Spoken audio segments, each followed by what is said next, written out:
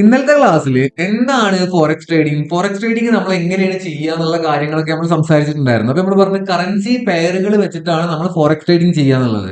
അപ്പൊ ഇന്നത്തെ ക്ലാസ്സിൽ നമ്മൾ ഡിസ്കസ് ചെയ്യാൻ വേണ്ടി പോകുന്നത് എത്ര തരം കറൻസി പെയറുകളാണുള്ളത്, അപ്പൊ എങ്ങനെയാണ് ആ കറൻസി പെയറുകൾ ഡിവൈഡ് ചെയ്തിട്ടുള്ളത്, ആ കാര്യങ്ങളൊക്കെയാണ് നമ്മൾ ഡിസ്കസ് ചെയ്യാൻ വേണ്ടി പോകുന്നത്. Welcome back to trade with Basi. Forex മാർക്കറ്റിൽ മേജർ ആയിട്ട് 8 കറൻസികളാണുള്ളത്. ഒന്ന് US ഡോളർ, പിന്നെ യൂറോ വരുന്നുണ്ട്, അതേപോലെ തന്നെ JPY വരുന്നുണ്ട്, ജാപ്പനീസ് യെൻ വരുന്നുണ്ട്, പിന്നെ GBP വരുന്നുണ്ട്, ഗ്രേറ്റ് ബ്രിട്ടൻ പൗണ്ട് വരുന്നുണ്ട്, പിന്നെ കനേഡിയൻ ഡോളർ വരുന്നുണ്ട്, CAD അറിയുന്നത്, പിന്നെ AUD അറിയുന്നത്, ഓസ്ട്രേലിയൻ ഡോളർ വരുന്നുണ്ട്, പിന്നെ NZD വരുന്നുണ്ട്, ന്യൂസിലാൻഡ് ഡോളർ വരുന്നുണ്ട്, പിന്നെ CHF വരുന്നുണ്ട്, സ്വിസ് ഫ്രാങ്ക് എന്നാണ് പറയുക, സ്വിസ് ഫ്രാങ്ക് വരുന്നുണ്ട്. ഇങ്ങനെ 8 മേജർ കറൻസികളാണ് ഫോറക്സ് മാർക്കറ്റിലുള്ളത്.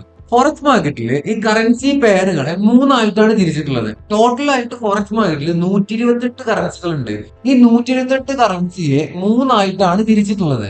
ഫസ്റ്റ് പറയുന്നത് മേജർ കറൻസി പെയർ, പിന്നെ മൈനർ കറൻസി പെയർ, പിന്നെ എക്സോട്ടിക് കറൻസി പെയർ. ഇതില് മേജർ കറൻസി പെയർ എന്ന് പറയുന്നത് US ഡോളറുമായിട്ട് പെയർ ചെയ്ത് നിൽക്കുന്ന കറൻസി പെയറുകളെയാണ് മേജർ കറൻസി പെയർ എന്ന് പറയുന്നത്. അപ്പോ മൈനർ കറൻസി പെയർ എന്ന് പറഞ്ഞാൽ എന്താണ്? ഈ US ഡോളർ അല്ലാണ്ട് നമ്മൾ മേജർ കറൻസി പറഞ്ഞ സമയത്ത് നമ്മൾ 8 മേജർ കറൻസി ഉണ്ട് എന്ന് പറഞ്ഞിട്ടുണ്ടായിരുന്നു. അതിൽ ബാക്കിയുള്ള 7 കറൻസികൾ ഉണ്ട്. ആ കറൻസികളുമായിട്ട് പെയർ ചെയ്യുന്നതിനെയാണ് മൈനർ കറൻസി പെയർ എന്ന് പറയുന്നത്. അപ്പോ എക്സോട്ടിക് കറൻസി പെയർ എന്ന് പറഞ്ഞാൽ എന്താണ്? എക്സോട്ടിക് കറൻസി പെയർ എന്ന് പറഞ്ഞു കഴിഞ്ഞാൽ ഡെവലപ്പ് ആയിട്ട് വരുന്ന കൺട്രികൾ ഉണ്ട്. ഇപ്പൊ സൗത്ത് ആഫ്രിക്ക പോലത്തെ ഡെവലപ്പ് ആയിട്ട് വരുന്ന കുറച്ച് കൺട്രികൾ ഉണ്ട്. ആ കൺട്രികളെ കറൻസികളെ പെയറിനെയാണ് നമ്മൾ എക്സോട്ടിക് കറൻസി പെയർ എന്ന് പറയുന്നത്. ഇതിൽ നമ്മൾ മെയിൻ ആയിട്ടും ട്രേഡ് ചെയ്യുക എന്ന് പറയുന്നത് മേജർ കറൻസി പെയറുകളിലാണ് നമ്മൾ എപ്പോഴും ട്രേഡ് ചെയ്യുക. മേജർ കറൻസി പെയറുകളിൽ അത്യാവശ്യം നല്ല രീതിയിൽ വോളറ്റാലിറ്റി ഉണ്ടാവും. അതേപോലെ തന്നെ നമുക്ക് ട്രേഡ് ചെയ്യാൻ വേണ്ടി പറ്റുന്ന കുറച്ചുകൂടി നല്ല രീതിയിലുള്ള കറൻസി പെയർ ആണ് മേജർ കറൻസി പെയർ എന്ന് പറയുന്നത്. പിന്നെ നമ്മൾ ഫോറക്സ് മാർക്കറ്റിൽ പിന്നെ നമ്മൾ പഠിക്കേണ്ടത് കുറച്ചധികം ടേംസ് ആണ് ഫോറക്സ് മാർക്കറ്റിൽ പിന്നെ പഠിക്കാനുള്ളത്. എന്താണ്? ഈ സൈഡിൽ കൊടുത്തിട്ടുള്ള പോലെ USD ആണ് ഈ കൊടുത്തിട്ടുള്ളത്. ഈ USD ഫസ്റ്റ് കാണിച്ചിട്ടുള്ളത് ബേസ് കറൻസി, സെക്കൻഡ് കാണിച്ചിട്ടുള്ളത് കോഡ് കറൻസി.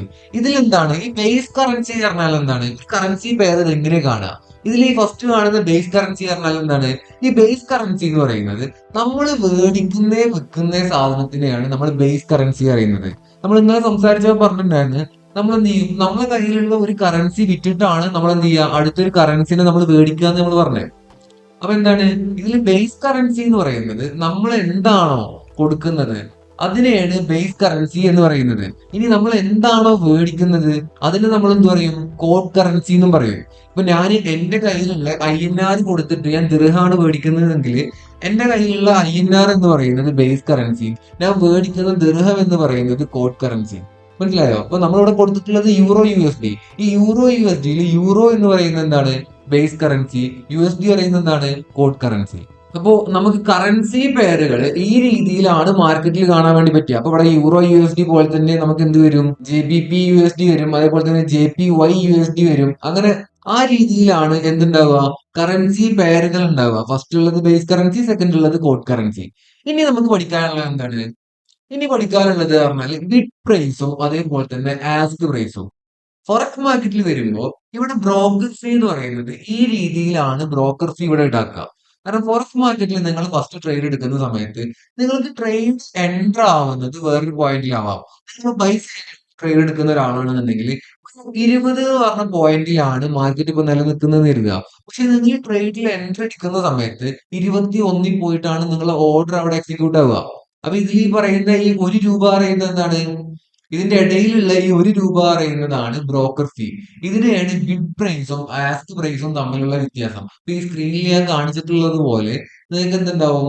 ഇവിടെ രണ്ട് തമ്മിലുള്ള പ്രൈസിൽ ചെറിയ വേരിയേഷൻ കാണാം. അപ്പൊ ഈ യൂറോന്റെ അടിയിലും ഈ USDന്റെ അടിയിലുള്ള പ്രൈസിൽ ചെറിയ വേരിയേഷൻ കാണാം. നമ്മൾ മേടിക്കുന്നത് ഒരു പ്രൈസും നമ്മൾ വിൽക്കുന്നത് ഒരു പ്രൈസും. ഇനി ഇതേപോലെ തന്നെ നിങ്ങൾ സെല്ല് ചെയ്യാന്ന് കരുത്. ഇപ്പൊ നിങ്ങളുടെ കയ്യിൽ നിങ്ങൾക്ക് ഒരു കറൻസി പേര് നിങ്ങൾ സെല്ല് ചെയ്യുക. 20ലാണ് USDന്റെ വാല്യൂ ഇപ്പൊ നിൽക്കുന്നത് കരുതുക. അപ്പൊ 20 നമ്മൾ സെല്ല് ചെയ്യുന്നുണ്ടെങ്കിൽ നമ്മളെ ഓർഡർ അവിടെ എക്സിക്യൂട്ട് ആവുന്നത് 19 പോയിട്ടാണ്. 19 എന്ന പ്രൈസിൽ പോയിട്ടാണ് നമ്മൾ ഓർഡർ അവിടെ എക്സിക്യൂട്ട് ആവുന്നത്. അപ്പൊ ഇതിന്റെ ഇടയിലുള്ള ഈ $1 അല്ലെങ്കിൽ ഈ 1 രൂപ അത് എന്ന് പറയുന്നതാണ് ബ്രോക്കർ ഫീ. ഈ ബ്രോക്കർ ഫീനെ ഫോറക്സിൽ നമ്മൾ എന്താണ് കോൾ ചെയ്യുക? സ്പ്രെഡ് എന്നാണ് ഈ ബ്രോക്കർ ഫീനെ പറയാ. ഫോറക്സ് മാർക്കറ്റിൽ സ്പ്രെഡ് എന്ന് പറയുന്നത് ബ്രോക്കർ ഫീ ആണ്. ഇപ്പൊ നമ്മൾ പുതിയ പുതിയ ബ്രോക്കേഴ്സ് ഒക്കെ നമ്മൾ പരിചയപ്പെടുന്ന സമയത്ത് പറയും ഇവിടെ സ്പ്രെഡ് വളരെ കുറവാണ്, അല്ലെങ്കിൽ സ്പ്രെഡ് വളരെ കൂടുതലാണ്, സ്റ്റാൻഡേർഡ് ലോട്ടിന് ഇത്ര സ്പ്രെഡ് ഇവിടെ വരുന്നുണ്ട്. അങ്ങനത്തെ കാര്യങ്ങളൊക്കെ സംസാരിക്കുമ്പോൾ നിങ്ങൾ ആലോചിക്കുക, ഫോറക്സ് മാർക്കറ്റിൽ ബ്രോക്കർ ഫീ എന്ന് പറയുന്നതാണ് സ്പ്രെഡ്. എന്താണ്? ബിഡ് പ്രൈസും ആസ്ക് പ്രൈസും തമ്മിലുള്ള വേരിയേഷൻ. ബിഡ് പ്രൈസ് എന്ന് പറഞ്ഞാൽ എന്താണ്? നമ്മൾ സെല്ല് ചെയ്യുന്ന പ്രൈസിനെ ബിഡ് പ്രൈസ് എന്നും നമ്മൾ മേടിക്കുന്ന പ്രൈസിനെ ബൈ ചെയ്യുന്ന പ്രൈസിനെ ആസ്ക് പ്രൈസ് എന്നാണ് ഫോറക്സ് മാർക്കറ്റിൽ പറയാ. ബേസിക് ആയിട്ട് ഫോറക്സ് മാർക്കറ്റിൽ എങ്ങനെയാണ് ട്രേഡ് ചെയ്യേണ്ടതെന്ന് വെച്ച് കഴിഞ്ഞാൽ, മാർക്കറ്റ് നല്ല താഴെ വരുന്ന സമയത്ത് ബൈ ചെയ്യുക, മാർക്കറ്റ് നന്നായിട്ട് മുകളിൽ പോകുന്ന സമയത്ത് സെല് ചെയ്യുക, അത്രേ ഉള്ളൂ. ഇപ്പൊ ഡോളറിന്റെ വില നന്നായിട്ട് കുറഞ്ഞിട്ടുണ്ട്, അപ്പൊ നമുക്ക് എന്ത് ചെയ്യാം? ഡോളറുമായിട്ടുള്ള കറൻസി പെയർ നമുക്ക് ബൈ ചെയ്ത് വെക്കാം. മാർക്കറ്റ് നല്ല താഴെയാണ് ഇപ്പൊ കിടക്കുന്നത്, ഇനി ഭാവിയിലോട്ട് മാർക്കറ്റിന്റെ വില കൂടും, ഡോളറിന്റെ വില കൂടും നമ്മൾ അസ്യൂം ചെയ്തിട്ട് നമ്മൾ എന്ത് ചെയ്യും? ഡോളറിന് നമ്മൾ ബൈ ചെയ്ത് വെക്കും. എന്ത് മാർക്കറ്റ് മുകളിൽ പോകുമ്പോൾ എന്ത് ചെയ്യും? നമ്മൾ അവിടുന്ന് ഡോളറിന് നമ്മൾ സെല് ചെയ്യും. ഇനി കുറച്ചും കൂടെ ബേസിക് കാര്യങ്ങൾ നമ്മൾ ഫോറക്സ് മാർക്കറ്റിൽ പഠിക്കാനുണ്ട്. ഇനി വരുന്ന ക്ലാസ്സുകളിൽ നമ്മൾ അതും കൂടെ പഠിച്ചിട്ട് നമ്മൾ മുമ്പോട്ട് പോകും. എന്നിട്ട് ഏതൊക്കെ സ്ട്രാറ്റജീസ് ആണ് നമ്മൾ യൂസ് ചെയ്യേണ്ടത്, എങ്ങനെയാണ് നമ്മൾ ട്രേഡ് ചെയ്യേണ്ടത്, നമ്മൾ എങ്ങനെയാണ് പ്രോഫിറ്റബിൾ ആയിട്ട് ട്രേഡ് ചെയ്യേണ്ടത്, ആ കാര്യങ്ങളൊക്കെ സ്റ്റെപ്പ് ബൈ സ്റ്റെപ്പ് ആയിട്ടുള്ള ഡീറ്റെയിൽ ആയിട്ട് നമ്മൾ എന്ത് ചെയ്യുന്നുണ്ട്? വീഡിയോ ചെയ്യുന്നുണ്ട്. അപ്പൊ ഇതേപോലത്തെ ഇൻഫോർമേറ്റീവ് വീഡിയോസിന് വേണ്ടിയിട്ട് ചാനൽ സബ്സ്ക്രൈബ് ചെയ്യുക, അതേപോലെ തന്നെ ബെല്ലൈക്കൺ ഒന്ന് അമർത്തുക. അപ്പൊ പുതിയ ഇൻഫോർമേറ്റീവ് ആയിട്ടുള്ള വീഡിയോസ് ഞാൻ അപ്ലോഡ് ചെയ്യുന്ന സമയത്ത് നിങ്ങൾക്ക് നേരത്തെ തന്നെ ലഭിക്കും.